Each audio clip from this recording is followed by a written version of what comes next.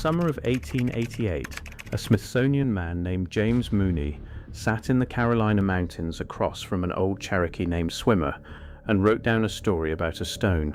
The stone was covered in more than 1,000 marks.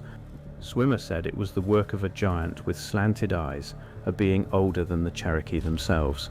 Nobody could read a single sign. The hand that made them took the meaning with it.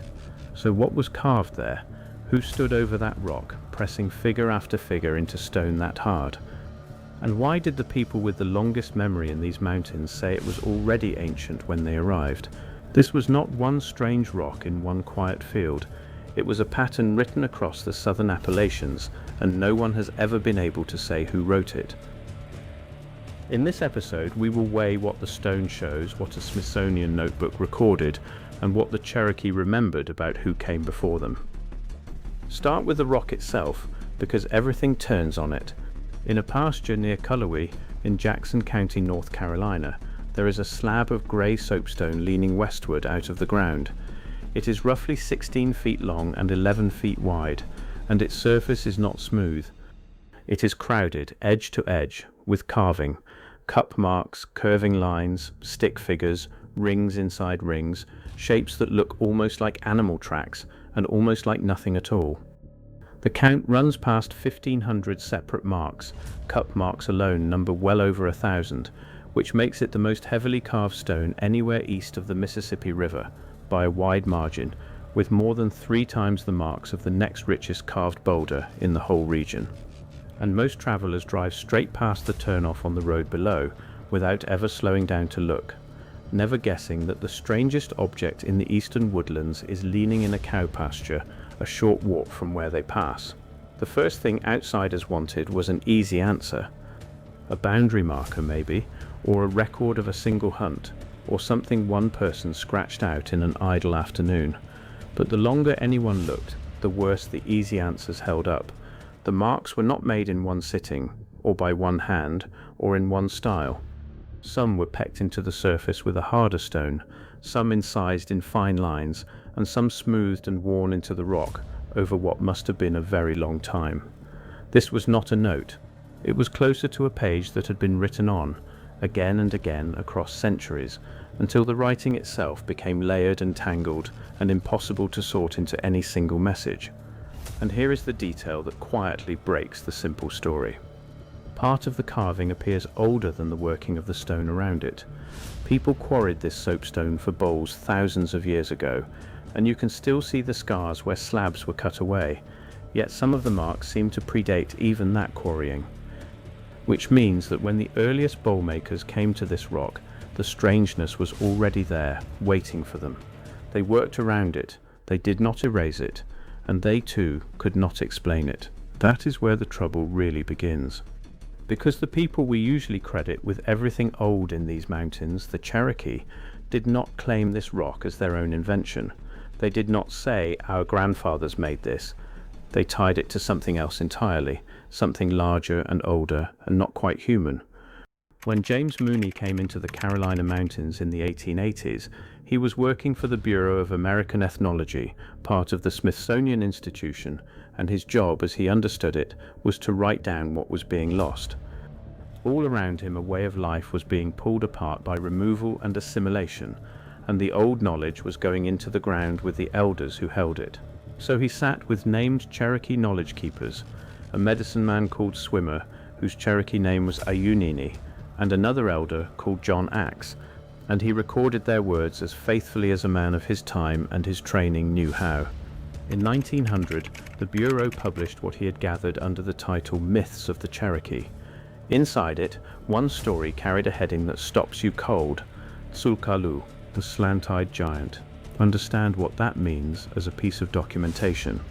This is not a rumor traded in a tavern, or a tale invented to sell a book. This is a federal researcher sitting in front of Cherokee elders in their own country, writing down a tradition they told him was old before their grandfathers' grandfathers walked these ridges. And the tradition said the marks on that rock belonged to a giant. Sulkalu, the name means roughly, he has them slanting, a reference to his eyes. He was the master of all the game in the mountains, and nothing was hunted without his leave. He controlled the wind, the rain, the thunder and the lightning, and he moved between this world and the world beneath it, at home in both.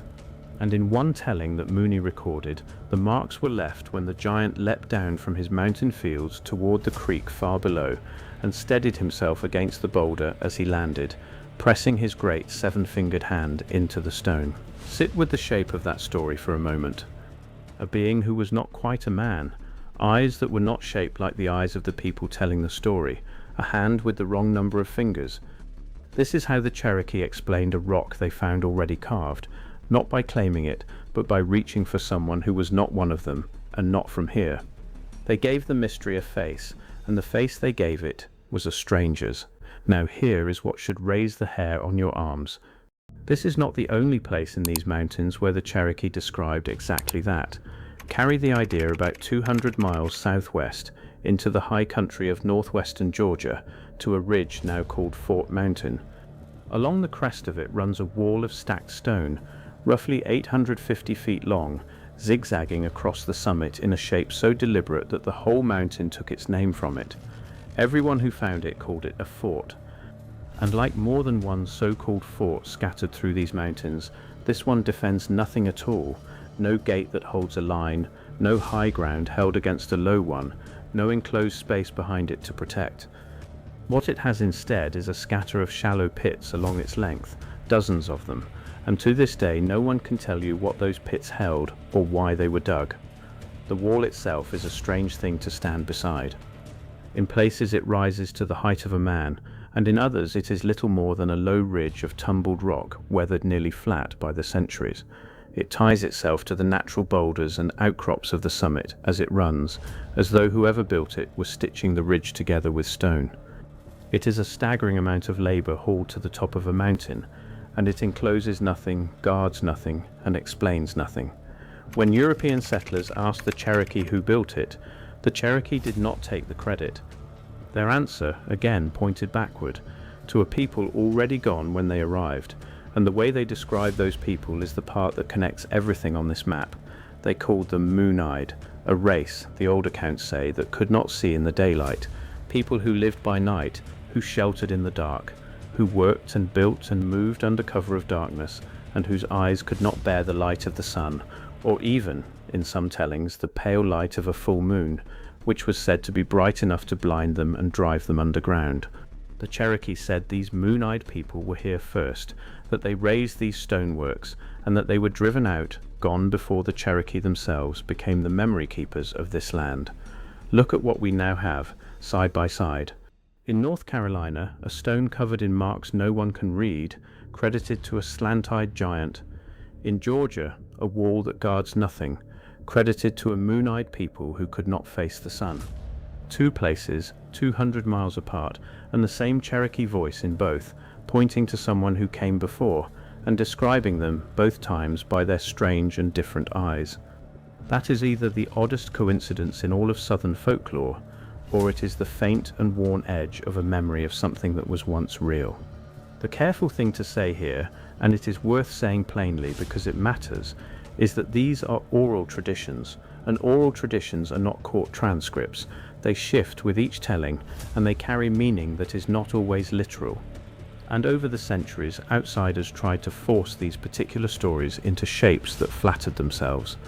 Some claimed the moon-eyed people were a lost tribe of Welsh settlers, followers of a medieval prince named Madoc, said to have sailed to America more than 300 years before Columbus.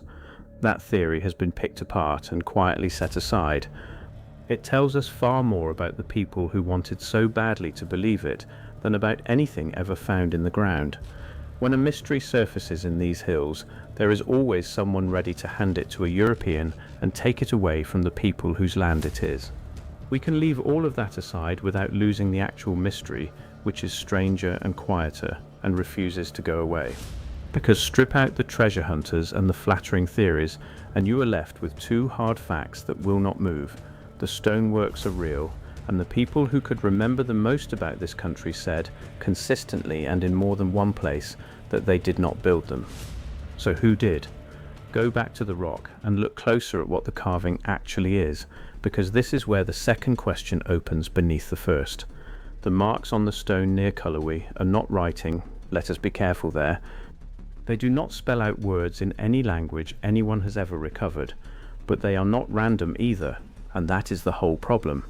There are patterns that repeat, concentric rings, one set inside another, a cross set within a circle, rows of small round depressions, hundreds upon hundreds of them, pressed into the stone with deliberate care.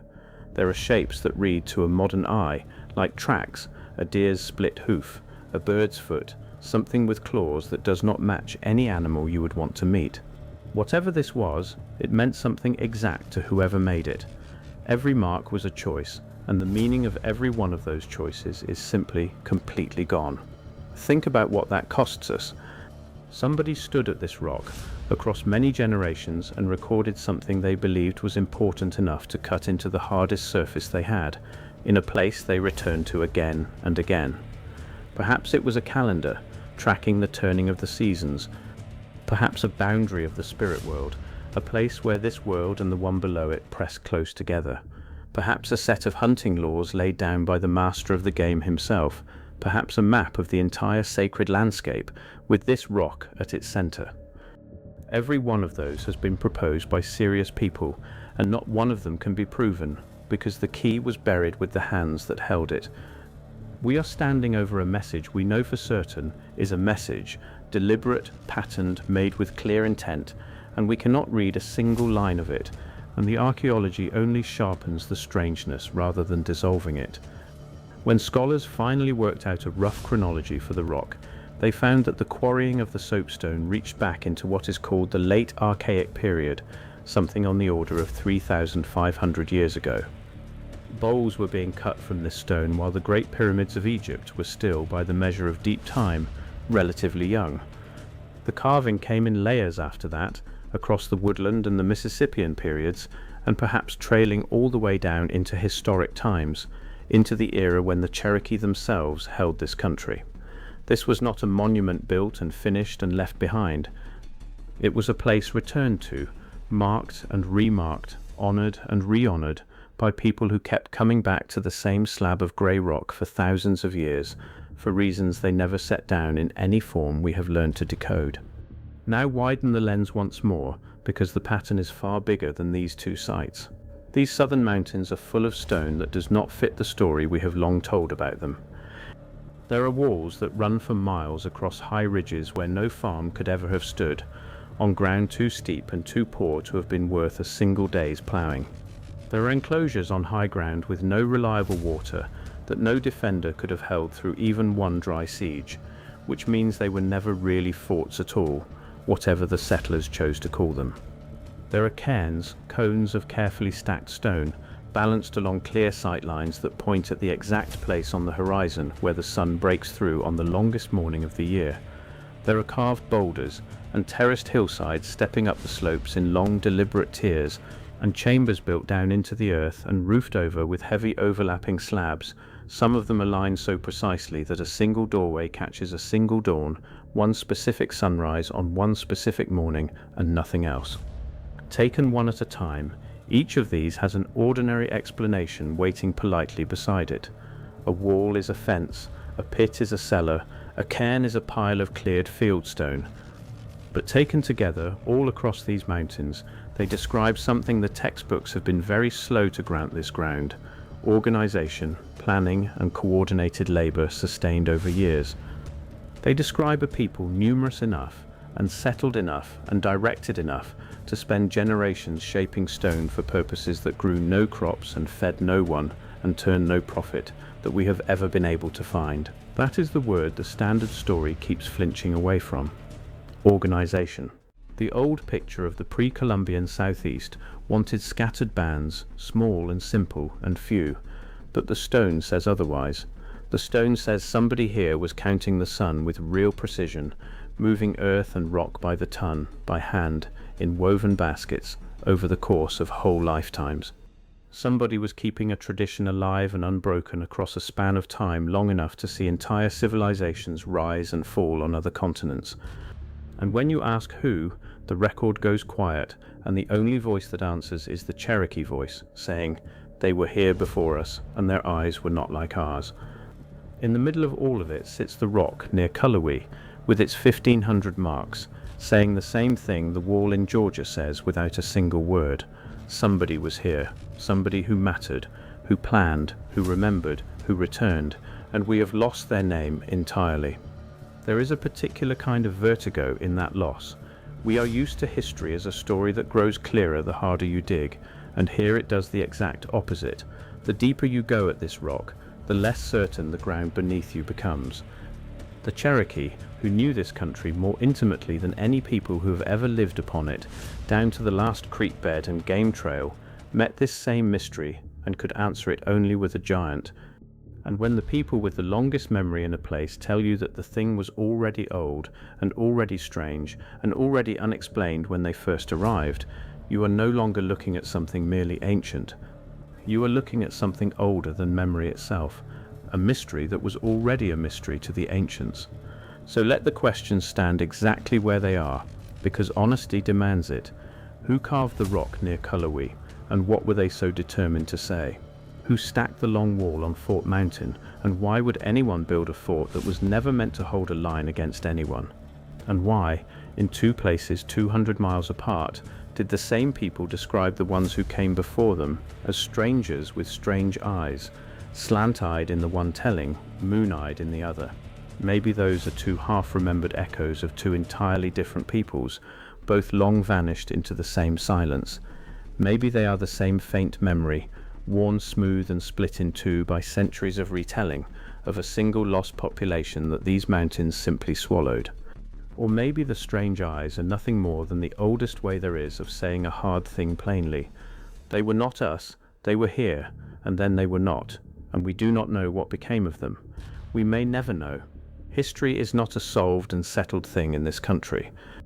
It is a page with most of the words rubbed away, and only a few marks left that we can plainly see and can no longer read. What we can do is stand where they stood, on a windswept ridge in Georgia, running a hand along a wall of stone that guards nothing and never did. In a quiet Carolina pasture, over a leaning slab crowded with a message that no living person can open, tracing with our fingers the same grooves that someone cut with terrible patience 100 generations ago. And we can finally admit the thing the textbooks took far too long to admit, that the people who did all of this were not simple and were not primitive and were here long enough and organized enough and thoughtful enough to leave the oldest mountains on earth covered over in work that we still, after all this time, cannot read. They left us the stone. They did not leave us the word for it. Thank you for spending this time up in the mountains with me. If stories like this one, the ones that sit just outside the edge of what we can prove, where the record runs out and the questions begin, are the kind of thing you want more of, consider subscribing so that the next investigation finds its way to you when it is ready. And I will leave you with the same question the rock leaves all of us. If the people with the longest memory in these mountains looked at this stone and said someone stranger came before them, who do you think it was? Tell me what you make of it down below. And I'll see you in the next documentary.